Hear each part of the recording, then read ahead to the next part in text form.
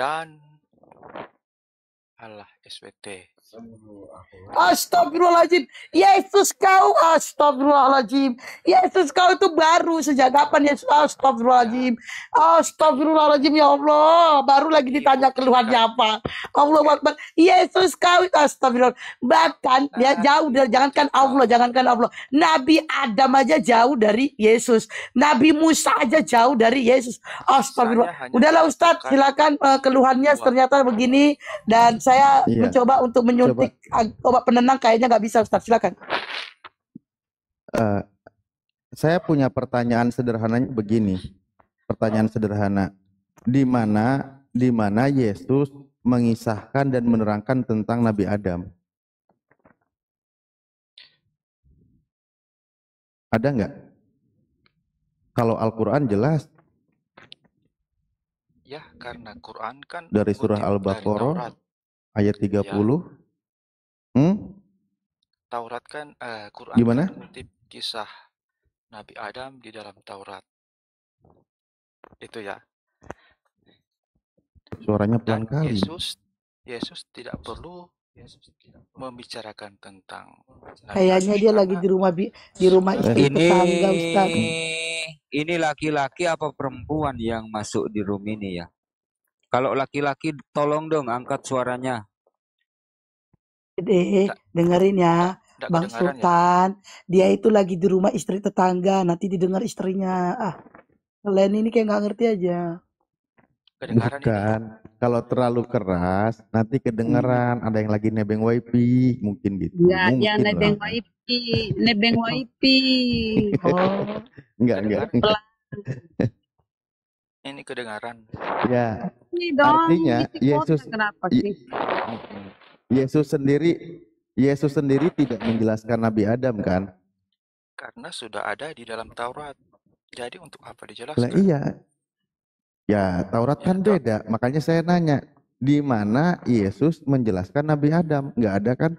Kalau di Al-Quran Allah Subhanahu wa taala menjelaskan. Taurat itu kitabnya siapa?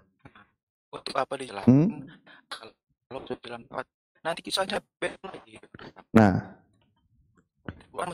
oke, kalau gitu berarti dengan kisah yang berbeda. Nah, sekarang begini. Ketika Yesus dari usia belasan tahun sampai usia dewasa, sampai usia 29, kemana dia? Sementara banyak sekali dari pihak Kristen sendiri justru dia lagi mesantren, lagi belajar kitab Torah.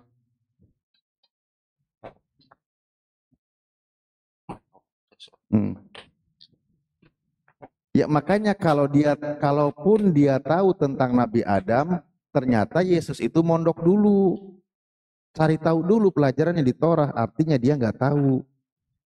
Ini kan narasi, bukan berdasarkan dalil, ya toh. Nah itu saya tidak pakai itu, yang soal begitu. Nah sekarang buktikan kalau kalau bukan berdasarkan dalilnya nggak ada, berarti Yesus tuh nggak tahu kisah Nabi Adam. Kalau memang tidak ada di dalam Taurat, kalau tidak ada di dalam Injil, berarti memang Allah tidak ingin diketahui oleh orang. Jadi itu. Yang tahu, yang bercerita kisah Nabi Adam itu kan kepada Nabi Musa. Ya, Nabi Musa. Yesus kan tidak mengisahkan. Untuk apa lagi? Yesus tidak mengisahkan. Nah makanya Yesus tidak mengisahkan. Ya. Karena sudah diceritakan dan Yesus oleh, tahu. Iya. Karena sudah diceritakan oleh Nabi dan Musa. Yesus tahunya, karena sudah diceritakan oleh Nabi Musa. Dan Yesus tahunya mempelajari kitabnya Nabi Musa. Memang ketika dia lahir di dunia, dia datang belajar. Dan ada saat dia banyak Yahudi ahli Taurat merasa heran ketika dia berdebat, anak yang masih kecil berdebat dengan para ahli Yahudi. Ada itu kisahnya. Ya udah. Ya, jadi artinya pengetahuan Yesus berdasarkan dari belajar. Ya, tapi tidak membuktikan kalau Allah SWT itu duluan ada dari Yesus, ya, dalam kisah itu. Oke. Nah, Oke, coba baik, kasih baik, bukti. baik. Kalau gitu kita lanjut. Loh, Nah, sebentar. Allah Subhanahu wa Ta'ala aja justru tahu lah. Bahkan mengisahkan tentang kehamilannya itu Allah Subhanahu wa Ta'ala. Ya. tapi Terus kisahnya kedua, berbeda ya. kedua, Allah Subhanahu wa Ta'ala mengisahkan tentang Nabi Adam. Nah, sementara yang kau tuhankan itu tahu kisah Nabi Adam belajar dari kitabnya orang. Ini aja udah nggak ketemu ini. Kitabnya orang itu malah kitabnya Yesus. Ketika dia masih kecil, dia beriman kepada Taurat. Ketika dia datang Ya di makanya dunia, dia sekolah dulu. nah, iya. Tapi itu tidak membuktikan pertanyaan saya. Mana yang duluan ada? Yesus atau Ya pertanyaanmu Allah aja SWT? lucu. Nah, Pertanyaanmu lucu. ya sebab saya ingin membuktikan kalau memang Allah SWT itu sudah ada sejak awal. Sudah ada sejak dalam Injil. Maka saya ingin membuktikan itu. Ya, begitu.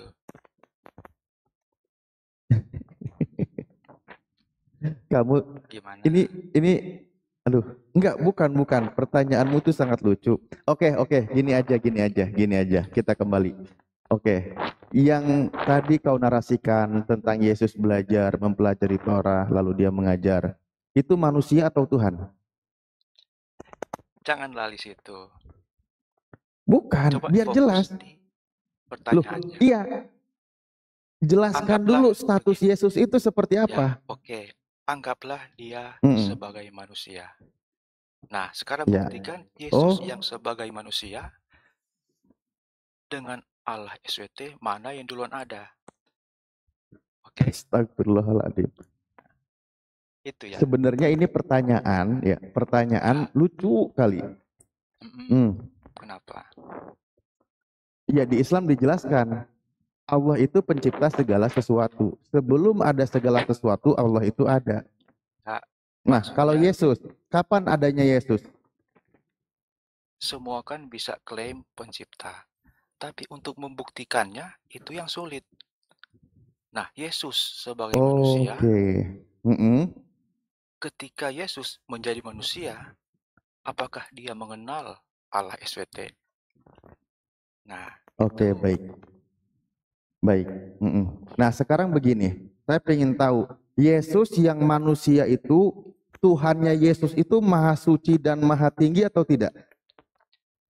Tuhannya Yesus itu maha tinggi, ya, dan kuasanya nyata. Maha suci dan maha tinggi atau tidak? Ya, maha suci dan maha tinggi ditambah kuasanya nyata. Baik. SWT. Ada dalilnya enggak? Ada dalilnya enggak? Dalil? Karena kau bilang SWT itu adalah bahasa Arab. Allah Subhanahu wa Ta'ala itu pertama, Allah itu maha suci dan maha tinggi. Kedua, siapa Allah? Dijelaskan di dalam Al-Quran, la tudrikul absor wa huwa yudrikul absor. Allah itu tidak bisa dijangkau oleh pandangan mata manusia di muka bumi ini. Pertanyaan saya, selain tadi Tuhannya Yesus maha suci dan maha tinggi, Tuhannya Yesus itu bisa dilihat atau tidak di muka bumi ini? Ketika di zaman Yesus, Allah belum saatnya memperlihatkan dirinya. Dan ketika itu, ketika Yesus menyebut Bapa sebagai yang maha tinggi dan maha suci, itu maha suci, itu jelas tidak ditujukan kepada Allah SWT. Karena di dalam Taurat, enggak apa-apa, Anda kan tidak mengimani Tuhan kami, ini sedang diskusi. Enggak, tadi pertanyaannya, ternyata Anda percaya kalau Tuhannya Yesus itu maha suci dan maha tinggi. Itulah yang dinarasikan di dalam Al-Quran. Itu poin pertama. Kedua, dengerin dulu Bang, dengerin dulu. Kedua, Allah Subhanahu wa Ta'ala menjelaskan di surah Al-An'am misal 103 bahwa Allah tidak dijangkau oleh pandangan mata, tidak bisa dilihat oleh pandangan mata di muka bumi ini. Nah, itulah Tuhan sang pencipta alam semesta. Sekarang saya bertanya sama Anda, Tuhannya Yesus itu bisa dilihat atau tidak di muka bumi ini? Saya jelaskan. Allah yang Maha Tinggi dan Maha Suci, yang disembah Yesus itu, kuasanya nyata. Sejak dalam Taurat, sejak dalam Injil, Ditanya nyata. A, jawabnya Z. Ya. Mbok ya dijawab tuh kalau ditanya. Iya, Jangan muter-muter keliling. Aduh. Nah, apakah Allah yang Maha Tinggi di zaman Yesus itu tertuju kepada Allah SWT? Tidak. Bentar Ustadz Alif, bentar ya. Saya luruskan bentar. Kuceluk. Ya, celuk. Bentar. Tadi Ustadz Alif tanya sama kau, tak tanya sama aku. Tanya sama siapa Ustadz Alif? Tanya samamu ya, tanya sama kau ya. Ustadz Alif bertanya, apakah Tuhannya Yesus itu bisa dilihat atau tidak? Itu pertanyaan Ustadz Alif. Rapel. Sudah ku jawab tadi. Apa jawabanmu? Bisa dilihat apa tidak? Saat itu memang Allah belum menyatakan dirinya ketika di zaman Yesus, tapi kuasanya nyata. Nah, apakah kuasa yang nyata ini yang Yesus sembah itu adalah Allah SWT? Tentu tidak. Karena Allah SWT tidak tahu Rapel, di dalam di zaman Yesus. Rapel, Ustadz Alif bertanya, apakah Tuhannya Yesus itu bisa dilihat? Itu pertanyaan Ustadz Alif. Bisa dilihat atau tidak? Saya sudah jawab dengan penjelasannya. Apa jawabanmu coba? Bisa dilihat apa tidak? A, bisa. B, tidak. Tidak bisa dilihat karena tidak bisa dilihat Ustadz Alif. Lanjut. Oke, baik. Saya kan harus dengan penjelasan setiap jawaban saya. Tak mungkin harus. Betul. Iya, kan begitu. Nah, satu poin lagi baru nanti kita uraikan semua pembahasan kita. Nah, di dalam Al-Qur'an disebutkan bahwa contoh di surah Al-Ahzab ada ayat 116 bahwa Allah dialah pemilik langit dan bumi, dialah yang menghidupkan dan Allah itu juga yang mematikan, penguasa seluruh alam semesta. Bahwa cukuplah Allah menjadi pemeliharanya. Jadi Tuhan semesta itu pertama yang menghidupkan, kedua yang mematikan. Nah, satu lagi poinnya, saya tanya, kalau Tuhannya Yesus itu juga menghidupkan dan mematikan juga atau tidak? Baru nanti kita ke pembahasan lebih lanjut.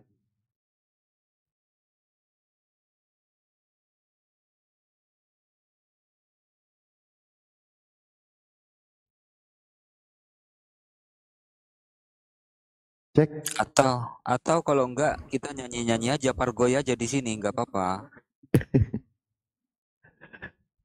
Ini poin terakhirnya di sini nih, poin terakhirnya kita di sini. Baru kita bahas, kan kita sedang mengidentifikasi katanya. Mencari tahu.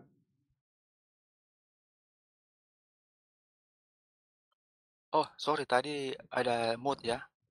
Saya jelaskan. Ya. Tak ada mood. Oh, gimana tadi? Poin terakhir itu? Baik. Ya, di dalam Al-Qur'an Allah itu adalah pencipta langit dan bumi.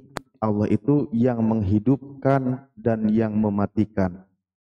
Nah, saya ingin tahu Tuhannya Yesus itu apakah juga yang menghidupkan dan yang mematikan seluruh makhluknya?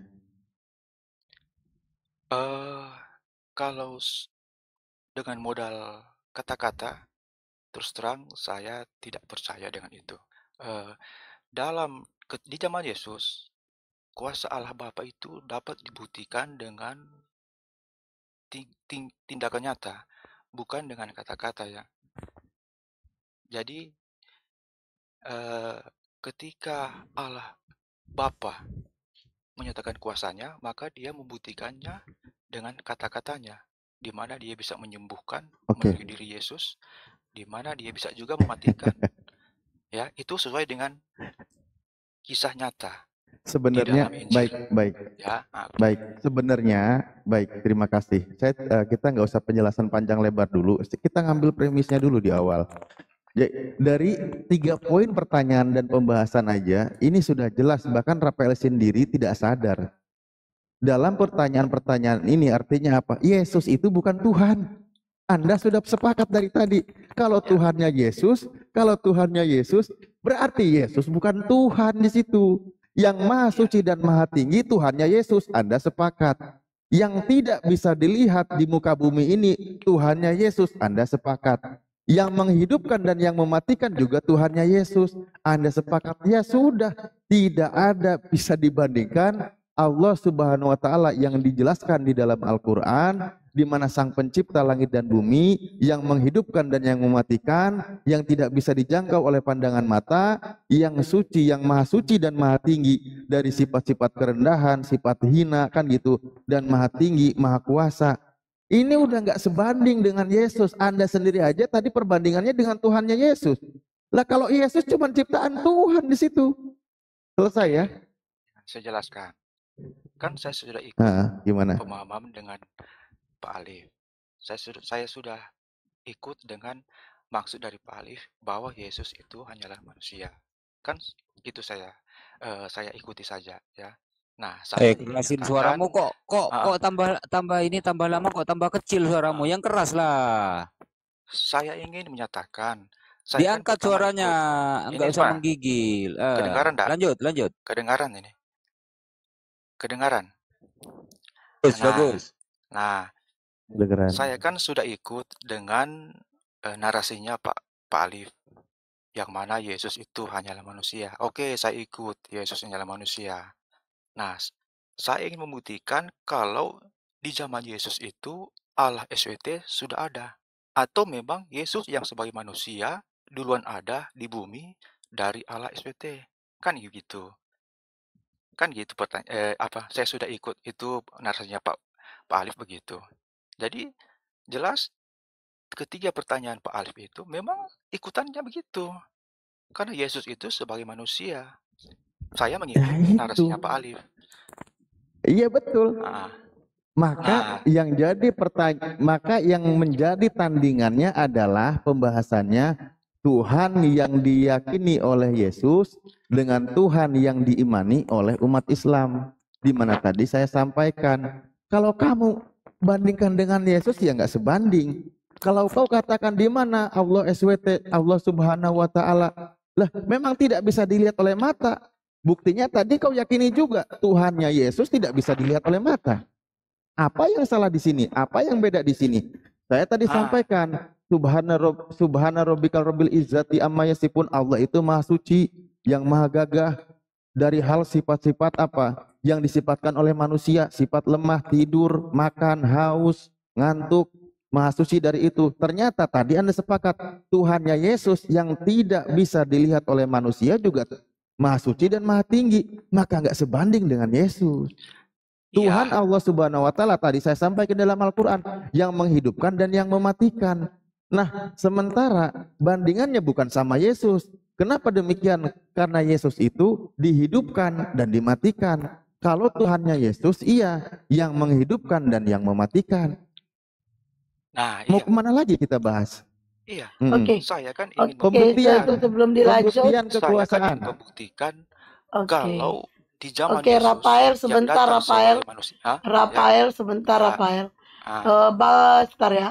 Selamat malam, Jeki. Agama apa? Assalamualaikum warahmatullahi wabarakatuh. Muslim, Bun. Oh, waalaikumsalam. Lanjut, Bang Rafael. Oke. Kan saya sudah bilang kalau saya ikut narasinya Pak Alif, di mana Yesus itu hanya sebagai manusia yang datang ke bumi. Nah, saya ingin membuktikan kalau Yesus itu apakah duluan ada sebagai manusia di bumi ataukah Allah SWT. Karena saya tahu Allahnya Yesus itu pertanyaan seperti ini, Bang. Pertanyaan seperti ini tidak apple to apple, di mana manusia disandingkan pertanyaannya dengan Tuhan. Makanya yang layak itu antara Tuhan yang diyakini oleh Yesus dengan Tuhan yang diyakini oleh umat Islam. Semua orang berkeyakinan, setiap orang yang punya keyakinan tentang ketuhanan pasti Tuhan itu sudah ada sebelum segala ciptaannya itu ada. Karena Tuhan yang menciptakan semuanya ini. Ini jelas, ini tentang keyakinan. Nah, oke, baik, sedikit lagi, 30 detik. Nah, lalu Anda menjelaskan Tuhannya Yesus yang tidak bisa dilihat oleh mata, yang bukan manusia, yang maha suci dan maha tinggi, dibuktikan dengan kuasanya. Kata Anda, lah kalau pembuktian dengan kekuasaannya dan kehebatannya, baru kita bahas. Ayo, siapa yang maha tahu? Sekarang pertanyaannya, kita buktikan satu persatu. Penjelasan di dalam Al-Quran, surah Al-Fusilat ayat 53, bunyinya, untuk mengetahui sang pencipta yang tidak bisa dilihat oleh mata, yang berbeda dengan makhluknya, maka kata Allah, sanurihim ayatina fil afaqi wa fi anfusihim. Akan aku tampakkan tanda-tanda kekuasaanku, tanda-tanda keberadaanku, dari seluruh penjuru bumi dan dari diri kalian sendiri, agar engkau tahu bahwa Al-Quran itu benar-benar firman Tuhan sang pencipta alam semesta, dan benar Tuhan yang Maha Esa itu ada. Al-Quran menjelaskan akan ditunjukkan kekuasaannya, kehebatannya dari apa? Penciptaannya, dari penciptaan manusia, penciptaan alam semesta. Nah, sekarang kita buktikan. Bukti kehebatan pencipta. Al-Quran menjelaskan penciptaan manusia. Nah, siapa yang maha tahu tentang penciptaan manusia? Karena Al-Quran mengatakan, akan aku tunjukkan tanda-tanda kekuasaanku pada diri kalian semua. Wa fi anfusihim afala tubsirun. Pada diri kalian semua, apakah kau tidak bisa mengambil pelajaran? Al-Quran memberitakan bagaimana manusia diciptakan. Anda siapkan Bible-nya, tahapan bagaimana keturunan Nabi Adam diciptakan sesuai dengan kitab Anda, silakan. Nanti saya paparkan versi Islam. Sebenarnya, kalau untuk melihat kuasa Allah hanya dengan membuktikan dari penemuan para manusia, apalagi penemuannya oleh manusia kafir, itu tidak relevan ya. Karena apa? Kitab suci itu sebenarnya bukanlah bercerita tentang sains untuk masa depan.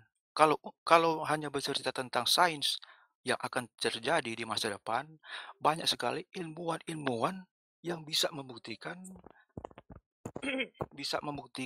pemikirannya yang terjadi di masa yang akan datang, seperti Nikola Tesla itu dengan penemuan-penemuan dan buku-bukunya yang dimana sudah membuktikan terjadi di masa sekarang, padahal tulisannya di masa lalu. Jadi kalau untuk membuktikan kekuasaan Allah yang benar itu melalui penemuan-penemuan manusia, itu tidak relevan ya. Walaupun sebenarnya ada juga di dalam Alkitab yang menjelaskan tentang sains, tentang penemuan-penemuan ya, seperti yang di dalam kitab Nabi Yesaya 40 ayat 22, di mana di situ menulis tentang bulatan bumi. Lalu kemudian kitab Nabi Ayub yang berbicara tentang bumi yang digantung pada kehampaan. Tetapi kami tidak memakai ayat ini untuk membuktikan kuasa Allah itu ada atau tidak.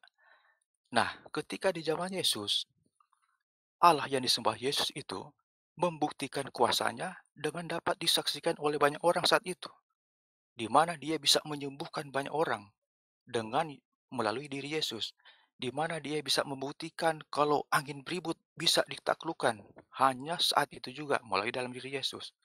Nah, ini yang menjadi perbedaan bagi saya antara Tuhannya Yesus dengan Allah SBT. Makanya saya tanya, mana yang dulu ada? Maksudnya, makanya saya bertanya, apakah Allah SWT itu sudah ada di zaman Injil? Ditungguin Nah, dari itu tadi, dia. kirain mau ke substansi yang dibahas. Jadi kitabmu tidak menjelaskan bagaimana manusia diciptakan. Kan saya sudah bilang, kitab suci itu bukan sains.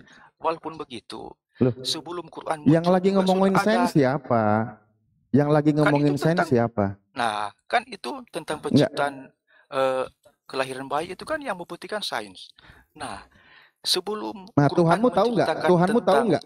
Tuhanmu sabar, tahu sabar, atau tidak? sabar. Sebelum Quran Hmm. menceritakan tentang kelahiran bayi, para ahli dan ilmuwan juga sudah lama menceritakan itu, sudah bercerita Di tentang mana itu. datanya? Di mana? Di mana datanya? Di mana datanya? Ya, Di bisa mana datanya? Di mana datanya ilmuwan menjelaskan bahwa ada alaqoh, ada segumpal daging yang bergelantung di dalam perut rahim seorang wanita. Di mana datanya? ada. Sebelum Al-Quran. Ya, ya keluarkan datanya. Nggak apa-apa. Kalau kitabmu, dengerin. Kalau kitabmu tidak sanggup menandingi Al-Quran, faktu bisroti mimislih wad'u suhada'akum. Silahkan. Kamu datangkan semisal Al-Quran, ajak tandingan-tandinganmu. Ajak tandinganmu, kalangan genderuwo, kalangan sains, kalangan siapa? Ya, ayo ajak ke sini. Kan sudah aku bilang. Yang bisa menandingi tidak bisa dibuktikan dengan penemuan-penemuan yang dilakukan oleh manusia. Karena penemuan-penemuan itu diberikan oleh Allah yang benar, Allah Israel. Ya, yang kuasanya nyata. Sedangkan Allah Israel kan itu baru muncul. Al-Quran menerangkan dia mengklaim manusia diciptakan dari saripati tanah sehingga dia menjadi membentuk sperma, lalu dia menjadi membentuk sebagai mudgoh, alaqoh dulu, alaqoh, dari alaqoh menjadi mudgoh, dan itu seterusnya juga di surah Al-Mu'minun. Itu ada di abad ke-6, ya, abad ke-5 ke-6, katakanlah abad ke-6. Kalau Anda ternyata menandingi katanya ada ilmu pengetahuan sudah membuktikan demikian runutan seperti di Al-Quran, keluarkan datanya. Nggak usah pakai Biblemu lah, Biblemu sudah angkat tangan, pakai Biblemu aja. Pakai kitab orang atau jurnal orang, terserah deh. Penemuan sebelum Nabi Muhammad menjelaskan penciptaan manusia, silahkan keluarkan datanya. Al-Quran sendiri sudah menantang, wad'u suhada'akum. Panggil kolega-kolegamu, panggil, silahkan. Sebenarnya ini kisah penciptaan manusia ini sudah dijelaskan oleh Aristoteles. 322 SM dan 384 SM. Saya bisa kasih dalilnya, tapi sebenarnya untuk membuktikan kitab suci itu dengan hanya berpatokan kepada Astagfirullahaladzim. Ya sudah. Ya sudah, kalau Biblemu satu tantangan ini aja angkat tangan, udah nggak usah dilanjut. Saya juga bisa. Artinya sebenarnya untuk membahas tentang penciptaan manusia dalam Quran, saya bisa tantang itu, tapi nanti ini saya hanya membuktikan. Kok ini kan lagi dibahas sekarang. Gimana sih? Oke, coba buktikan dengan jelas perkataan ayat yang benar yang mengatakan kalau penciptaan manusia itu benar seperti yang ada ditulis dalam sains di dalam Quran. Yang membuktikan kalau memang perkataan Quran itu sama persis dengan apa yang ditulis dalam sains. Coba. Kok sama persis dalam sains? Ya kan Quran sekarang begini. Lah iya, kan saya bilang tadi Al-Quran sudah mengabarkan proses penciptaan manusia. Kalau mau membahas tentang sains, ya bahaslah sainsnya, ilmu pengetahuan, tandingannya. Nah, sekarang begini dulu. Sekarang begini. Sekarang sebentar. Nah, sekarang begini. Ketika membahas tentang penciptaan manusia, saya tanya, Biblemu masih siap maju atau angkat tangan? Saya sudah bilang kalau memang kitab suci dalam penilaian kitab suci kami dan kuasa Allah kami, kitab sucimu yang kau yakini itu masih siap tanding, masih siap maju atau lempar handuk putih? Saya bisa menantang ayat yang Pak Alif kasih itu. Karena begini. Lah, dari tadi saya minta coba di mana di Bible dijelaskan bagaimana tahap terjadinya proses penciptaan manusia, keturunan manusia, seperti apa penjelasannya? Saya jelaskan memang dalam kitab suci kami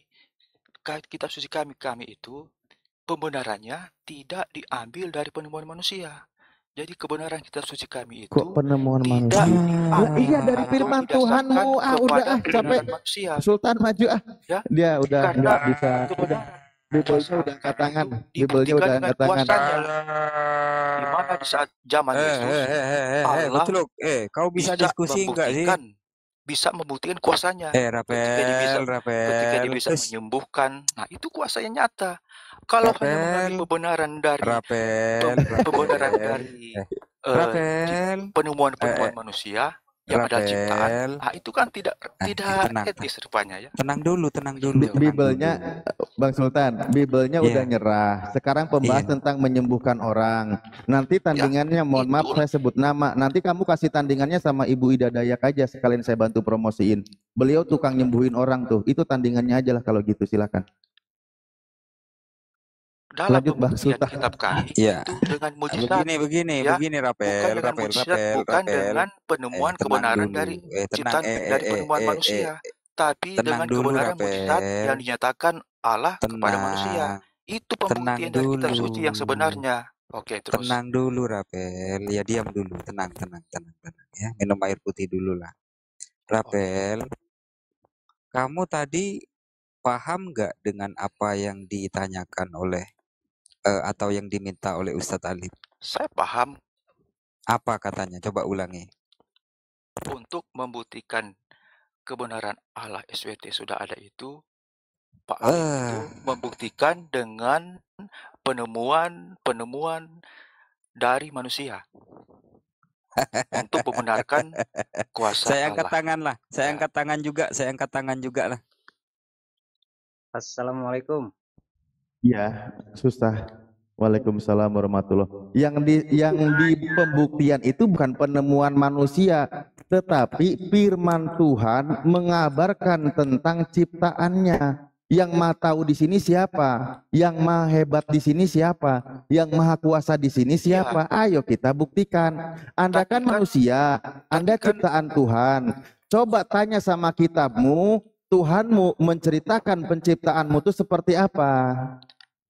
Tapi begitu loh, bukan pemikiran manusia, nggak nyambung. Kebenaran yang Ustadz Alif ambil itu dari penemuan manusia, betul tidak? Kemudian dicocokkan dengan Quran, betul tidak? Bagaimana bilang penemuan manusia? Bagaimana bilang penemuan manusia? Al-Quran pertama kali mengatakan alaqoh, khalaqal insana min alaq. Nah, saya ingin tahu konsep alaqoh, penemuan itu ditemukan kapan? Silakan. Penemuan manusia kapan? Tentang proses berkembangnya janin di dalam rahim. Saya ingin tahu. Proses berkembangnya janin di dalam rahim itu temuan kapan? Alat kedokteran kapan? Lah, tanya kepada sainsnya. Karena memang kami tahu itu dari sains. Kamu nggak punya jawaban. Kenapa kau bilang kitab kami dari pikiran manusia, dari penemuan manusia? Bukan. Zaman Nabi Muhammad SAW abad ke-6 itu belum ada ilmu pengetahuan secanggih. Bagaimana bisa USG dan seterusnya mengetahui proses perkembangan janin? Nabi kami juga bukan sekolah kedokteran. Iya. Kalau bukan sang pencipta yang mengabarkan tentang ciptaannya, dari siapa lagi? Sementara manusia itu tidak pernah belajar ilmu kedokteran.